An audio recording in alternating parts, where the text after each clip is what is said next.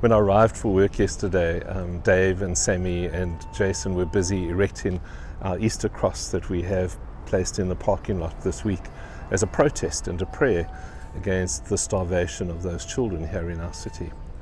And when I walked from my car towards them to see if I could be helpful in any way, I was just struck, I was moved by the sight of these men working around the cross of Jesus. And I was thinking back the 2,000 years of those who gathered around the cross of Jesus, those who were participants in the cross and the story of it.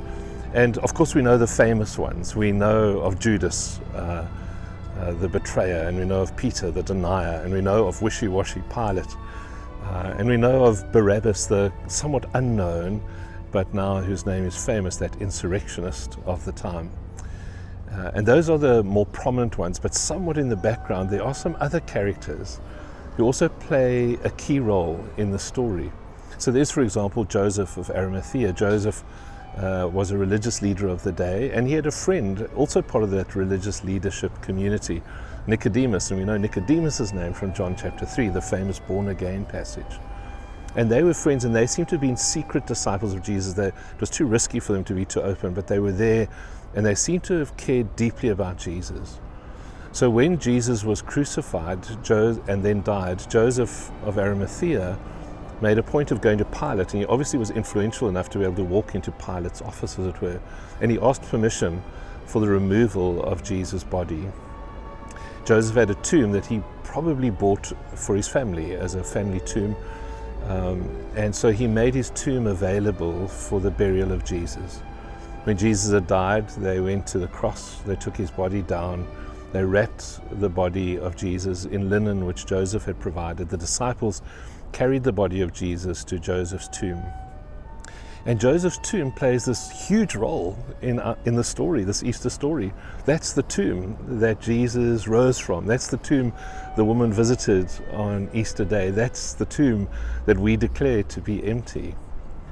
And it all happened because of a quiet, almost secret disciple.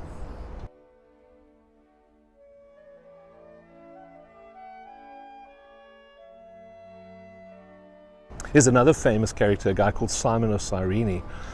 Simon seems to have been a somewhat unwilling volunteer in the process. He was standing watching the parade of Jesus going past towards the cross. Jesus was carrying the heavy crossbar of the cross upon his shoulders. Maybe Simon was there because he cared about Jesus. Maybe Simon was also one of the followers of Jesus. We don't know. But Jesus had been so badly beaten as part of the pre-crucifixion torture that he could barely walk. That's why, by the way, Jesus dies within 3 hours of being on the cross. Often people would hang on the cross for days, but Jesus was obviously beaten so badly. That's why he could barely walk. And so the Roman soldiers just recruited someone from the side of the road, and it happened to be Simon. I find it interesting that Simon's name has lived on, that somehow someone kept a record of who this person was, this unwilling volunteer, this one volunteered by the Roman army. But then I thought about, imagine this privilege, imagine the unknown privilege that Simon went through. He got to walk literally with Jesus. He walked in the way of suffering. He was Jesus' company to the cross. In those last moments, before he was hung up on the tree, Jesus had a friend who stood by him, a friend who was with him, Simon of Cyrene. And all of these things leave me thinking then finally of the wonder of the Christian community.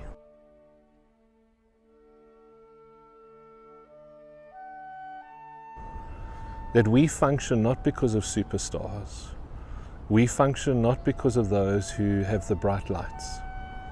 The community of faith functions because they are all over the world Josephs and Simons and people who walk in the footsteps and in the spirit and in the heart of those two people. And so our devotion for this Tuesday of Holy Week is simply this. Thank you so much for the way in which you quietly serve the kingdom of God. Your service, your presence, your helping might also endure. unknowingly for 2,000 years.